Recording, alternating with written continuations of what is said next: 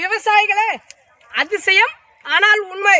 திருவண்ணாமலைக்கு போகிற ரூட்டு இது வந்து விஜய் ஸ்கூல். அதுக்கு பின்னாடி எந்த அளவுக்கு இருக்குது பாருங்க கிழங்கு. இது வந்து ஒரு ஏக்கராவுக்கு 15 டிப்பரு எருவு கொட்டினாராம். அதாவது மாட்டு சாணியை கொட்டினாருங்க. மற்றபடி உரம் யூரியா அதிகமாக பயன்படுத்தலை. அதனால தான் இந்த அளவுக்கு பயன் கிடைச்சிது விவசாயிக்கு. ஆனால் நம்ம விவசாயிங்க என்ன பண்ணாங்க, உரம் யூரியா பொட்டாசு மருந்து மாயம் மயிறு மட்டை இது போல் பயிர் வச்சு மண்ணையும் மலடாக்கி காணும் மலடாக்கி இந்த உலகத்தில் ஒழுங்கான முறையில் பயிர் வைங்க. அப்போ தாங்க விவசாயம் வந்து செழிக்கும்.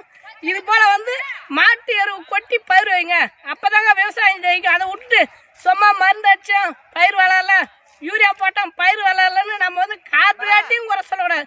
நம்ம மேலேயும் தப்பு இருக்குது. அந்த தப்பை நம்ம தான் திருத்தணும்.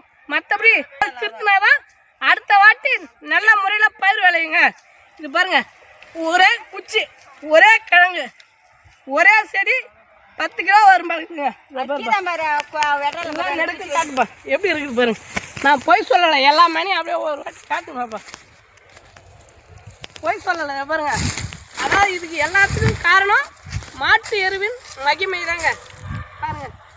அதாவது விவசாயம் எவ்வளோ பேர் விவசாயம் பிடிக்கலன்றாங்க. விவசாயம் பிடிக்கலான்றவங்க பிடிக்கலன்ட்டு போட்டோம். ஆனால் இதுதான் உண்மை. இது போல் மாட்டு எருவு கொட்டி பயிர் வைங்க.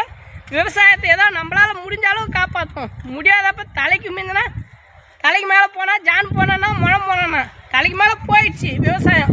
ஆனால் ஜான் போனான்னா முழம் போனான்னு போக முடியாது. இருக்கிற வரைக்கும் நம்ம செய்வோம்.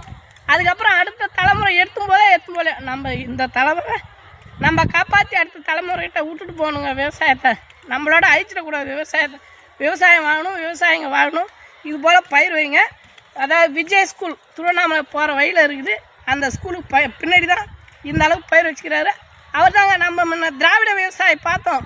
அந்த தமிழ் விவசாயி வருவார், வீட்டுக்கு போய்க்கிறாரு. தமிழக விவசாயி வந்த பார்த்து காட்டுறான். அவர் தாங்க ஒரிஜினல் விவசாயி. தமிழ் விவசாயினா அவர் மட்டும்தாங்க.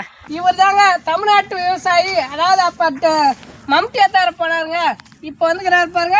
பயிர் எப்படி வைக்கணுன்றது இவரை வந்து கேளுங்க. எல்லா விவசாயிகளும் இவரை வந்து கேளுங்க. இவர் கச்சராப்பட்டு தானே, நீங்கள் கச்சராப்பட்டு ஏழுமலையாங்க. அவர்கிட்ட வந்து கேளுங்க.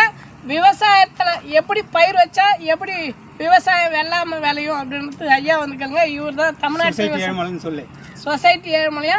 இவர் தமிழ்நாட்டு விவசாயி. அன்னைக்கு பார்த்தது வேற ஊரில். அவர் திராவிட விவசாயி. இவர் தாங்க தமிழ்நாட்டு விவசாயி.